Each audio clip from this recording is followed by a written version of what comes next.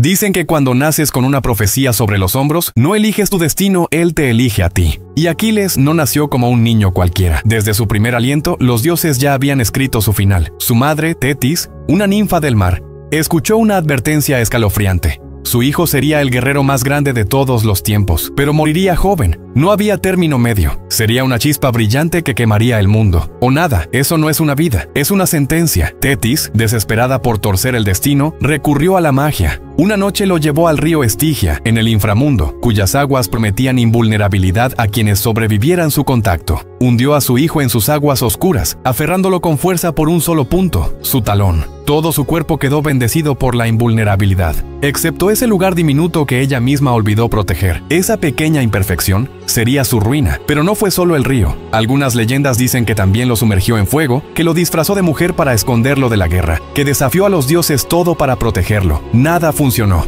El destino no se puede engañar. Y aún así, Aquiles creció con una fuerza descomunal, reflejos sobrehumanos y una furia interna que parecía no tener control. Desde niño sabía que no era como los demás, no solo por su poder, sino por esa sombra constante sobre su cabeza, la muerte, inevitable, cercana, prometida. Pero la historia de Aquiles no es solo tragedia, es una historia de decisiones, de orgullo, de gloria y rabia, de amor y pérdida. Una historia donde el mayor enemigo no es el ejército troyano, sino el propio corazón. ¿Por qué entonces eligió ir a la guerra? ¿Qué lo empujó a abrazar una muerte anunciada? ¿Fue amor? ¿Fue deber? ¿Fue ego? Porque Aquiles no fue un mártir, ni un simple guerrero. Fue un símbolo, fue una llama encendida por los dioses, destinada a iluminar y a consumirlo todo. Hoy vamos a contar su historia, no la versión heroica, no la de las estatuas, la verdadera.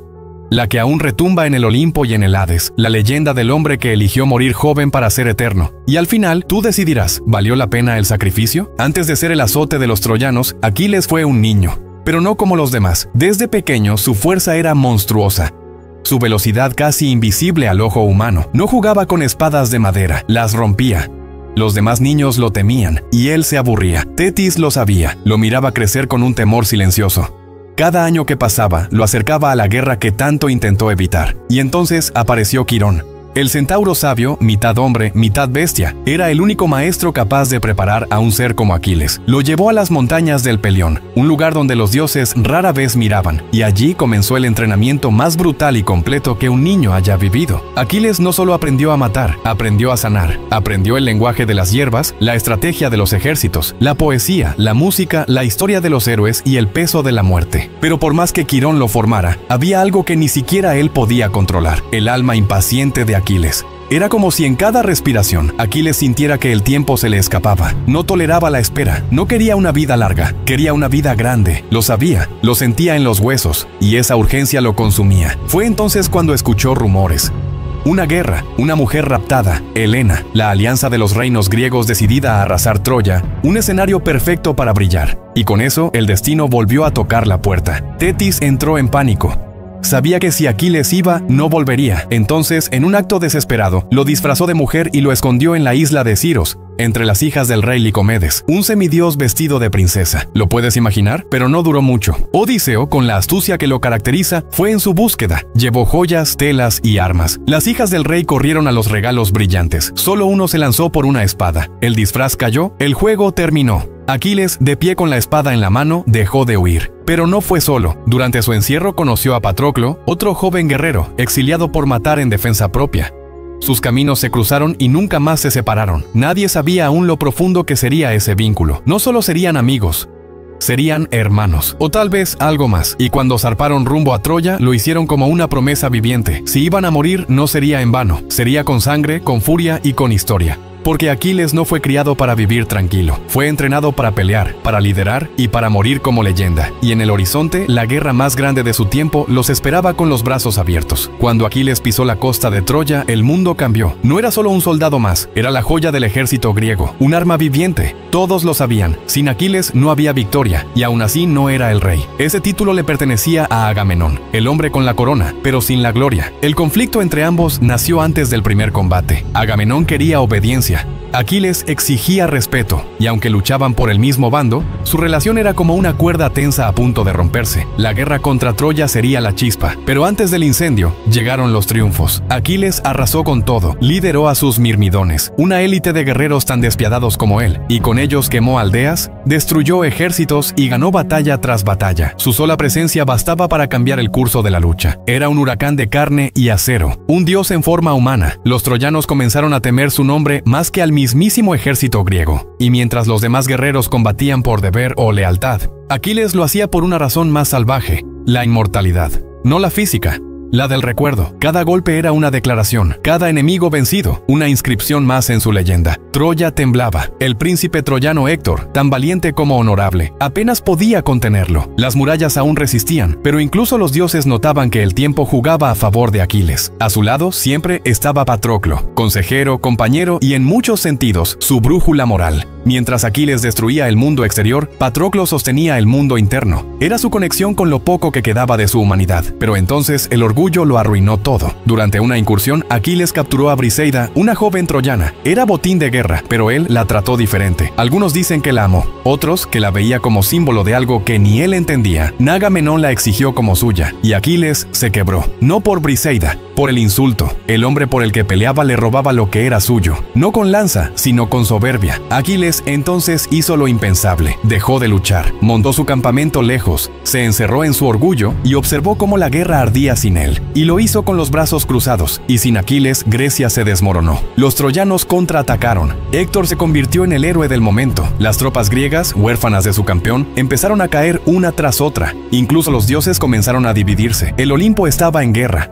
Y abajo, en la tierra, todo se inclinaba hacia Troya. Y Aquiles observaba. Sabía que su ausencia dolía, que su silencio gritaba, pero no pensaba ceder. No mientras el rey que lo humilló no pagará. No mientras no entendieran que Aquiles no era solo un guerrero. Era el alma de la guerra. Y esa alma herida estaba a punto de estallar. Porque lo que nadie imaginaba era que su regreso no sería por gloria, ni por venganza. Sería por algo más doloroso y más irreversible. El silencio de Aquiles era un castigo, no solo para Agamenón, para todo el ejército griego. Cada día que pasaba sin su espada, más soldados caían, las carpas ardían, los barcos retrocedían y los hombres empezaban a perder la esperanza. El único que aún creía era Patroclo. Él lo veía diferente, no como un dios, sino como un hombre roto por el orgullo, por la traición, por su propia leyenda, y por eso mismo intentó salvarlo, intentó convencerlo, suplicó, le recordó lo que eran, lo que habían construido. Pero Aquiles, encerrado en su ego y su rabia, no escuchaba.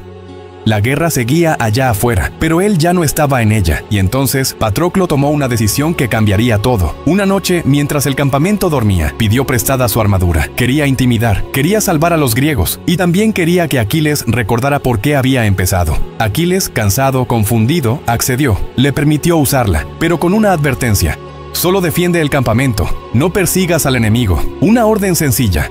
Pero Patroclo no pudo obedecer. La mañana siguiente la figura de Aquiles volvió al campo de batalla, pero no era él, era Patroclo, cubierto en el bronce del semidios, y el efecto fue inmediato. Los soldados griegos gritaron de júbilo. Los troyanos, aterrados, comenzaron a retroceder. La moral cambió en segundos. Era como si la victoria hubiera regresado con un solo hombre. Patroclo luchó con fiereza, como si llevara dentro de sí la furia de su amigo. Cuerpo a cuerpo, lanza tras lanza, derribó enemigos, cientos, hasta que olvidó la advertencia. Perseguía a los troyanos como una sombra, se adentró más allá de las líneas, y entonces lo vio. Héctor, el héroe de Troya, el orgullo de su ciudad, el guerrero que defendía su hogar. Patroclo lo enfrentó, pero el destino ya estaba escrito. Desde los cielos Apolo observaba, y en el momento justo intervino. Golpeó a Patroclo por la espalda, le quitó la fuerza, lo dejó vulnerable, y entonces Héctor lanzó la lanza. Una herida mortal, un instante eterno. Patroclo cayó, su sangre manchó la tierra, y en su último aliento murieron muchas cosas. El campamento griego se congeló. La noticia cruzó las tiendas como un lamento, pero cuando llegó a Aquiles, el mundo se rompió. No gritó, no lloró, solo respiró hondo, y supo que algo dentro de él se había ido para siempre. Patroclo no era solo su amigo, era su otra mitad, su conciencia, su calma, su único punto débil real, y con su muerte Aquiles dejó de ser un hombre.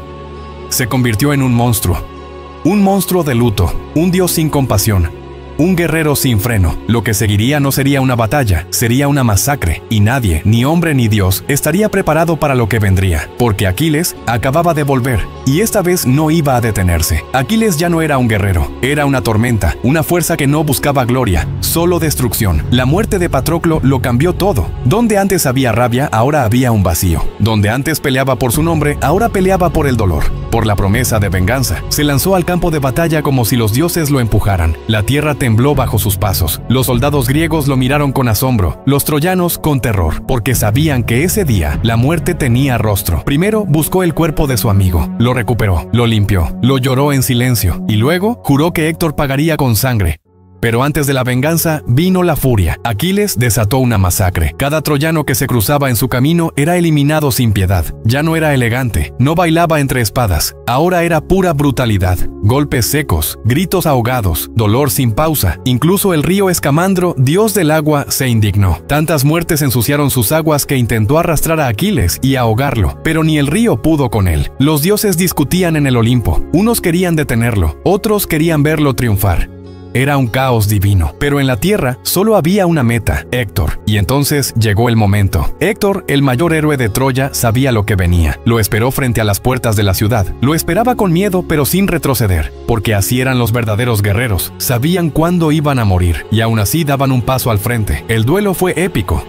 Espada contra lanza, fuerza contra estrategia, honor contra furia, pero no fue una pelea justa. Aquiles no vino a combatir, vino a ejecutar, y así fue. Una lanza certera, un golpe final. Héctor cayó, no como un cobarde, sino como un héroe. Pero Aquiles no se detuvo ahí. Ató su cuerpo al carro y lo arrastró frente a las murallas de Troya una y otra vez, ante los ojos de su familia, de su pueblo y de los dioses. No era venganza, era crueldad, era una advertencia al mundo. Patroclo había muerto, y ahora todos lo pagarían. La furia empezaba a vaciarse, y lo que quedaba era soledad. Había cumplido su promesa, pero ¿a qué costo? Aquiles había cobrado venganza, había matado a Héctor, había arrastrado su cuerpo por la tierra como si el honor ya no importara. Pero la victoria no trajo paz, solo más vacío. El campamento griego celebraba su regreso, pero nadie se atrevía a mirarlo a los ojos. Ya no era el mismo. El brillo de la gloria se había apagado. Lo que quedaba era un guerrero con la mirada perdida y el corazón endurecido por el dolor. Los dioses lo observaban con inquietud. Incluso Zeus dudaba. ¿Ese era el héroe que debía inspirar generaciones? ¿O era la prueba de que incluso los más grandes se derrumban desde adentro? Aquiles ya no luchaba por Grecia, ni por los dioses, ni siquiera por Patroclo. Luchaba por rutina, por inercia, como un león que ya no caza por hambre, sino porque no sabe hacer otra cosa. La guerra continuaba y él seguía ganando. Pero cada batalla era más silenciosa. Cada enemigo muerto le dejaba un sabor más amargo. Se volvió insensible, mecánico, letal, como si su cuerpo fuera de bronce y su alma ya no importara. Las noches eran largas. En su tienda, Aquiles hablaba solo, con Patroclo, con su memoria. A veces lo veía, a veces lo escuchaba, pero nunca podía tocarlo. Y así, poco a poco, se fue quebrando. Por fuera seguía siendo un semidios, por dentro era solo un niño perdido. Fue en ese punto que el rey Príamo, padre de Héctor, hizo lo impensable. Cruzó el campo de batalla, sin armas, sin soldados, y entró en la tienda de Aquiles para suplicarle. Suplicó por el cuerpo de su hijo, no para vengarse, para enterrarlo.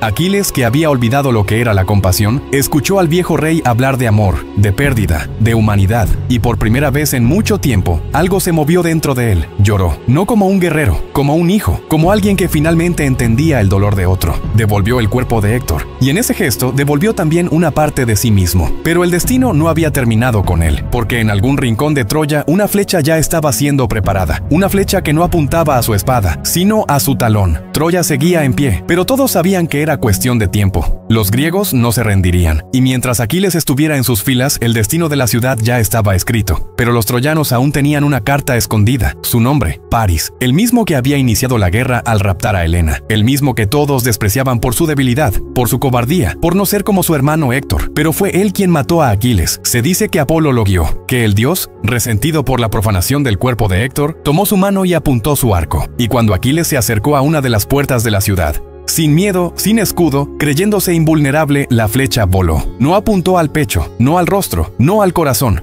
apuntó al único lugar que Tetis no pudo proteger, el talón. La flecha se clavó, y con ella se clavó el final de una leyenda. Dicen que Aquiles no cayó de inmediato, que siguió peleando unos pasos más, que miró hacia el cielo, buscando a los dioses que lo habían usado como un peón. Y luego cayó, el héroe más grande de Grecia muerto por una herida en el lugar más insignificante de su cuerpo, el símbolo perfecto de su historia, grandeza absoluta con una grieta invisible. Cuando su cuerpo fue llevado al campamento, nadie habló, ni los reyes, ni los soldados, solo el viento arrastrando el olor de la guerra y del incienso que ya ardía para su funeral. Le construyeron una pira enorme, digna de los dioses. Odiseo pronunció unas palabras, Agamenón bajó la cabeza, y los hombres lloraron sin vergüenza. Los mirmidones, sus fieles guerreros, se cortaron el cabello en señal de duelo, y Patroclo, aunque ya no estaba, parecía estar ahí, esperando del otro lado. El fuego consumió su cuerpo, y con él se fue el alma de una guerra. La guerra seguiría, sí, pero ya sin su corazón. Cuando las llamas se apagaron, recogieron sus cenizas, y las mezclaron con las de Patroclo, juntas para siempre, en un túmulo frente al mar, el mar donde Tetis, su madre, volvió a aparecer. No dijo nada, solo observó, y dejó una lágrima caer sobre la arena. Esa lágrima, dicen que aún existe,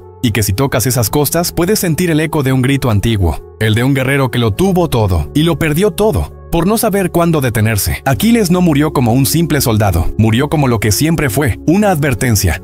Aquiles murió joven, como decía la profecía, pero su nombre jamás fue olvidado. Miles de años después seguimos contando su historia, en libros, estatuas, películas, pero detrás del mito queda la pregunta que no se apaga. ¿Valió la pena? ¿Valió la pena cambiar una vida larga por una corta y gloriosa? ¿Valió la pena ser invencible? Si eso significaba perder todo lo que amabas, porque Aquiles ganó batallas pero perdió a Patroclo, ganó fama pero murió solo, ganó eternidad pero jamás conoció la paz. Y ahí está la tragedia más grande. No fue vencido por París, ni por Apolo, ni por Troya. Fue vencido por sí mismo, por su orgullo, por su rabia, por esa necesidad de ser recordado cueste lo que cueste. Muchos lo admiran, otros lo critican, pero todos lo recuerdan. Y tal vez eso era lo que él quería desde el principio, ser inmortal, no en cuerpo sino en memoria. Hoy Aquiles es más que un personaje, es un espejo. Nos obliga a mirar dentro de nosotros y preguntarnos, ¿hasta dónde estarías dispuesto a llegar por dejar huella? ¿Hasta qué punto vale la pena el sacrificio? Esa es su verdadera leyenda, y esa es la decisión que solo tú puedes responder. Gracias por ver el video. Si esta historia te hizo reflexionar, suscríbete al canal, dale like y comparte este video con alguien que también quiera entender por qué Aquiles eligió morir para nunca desaparecer.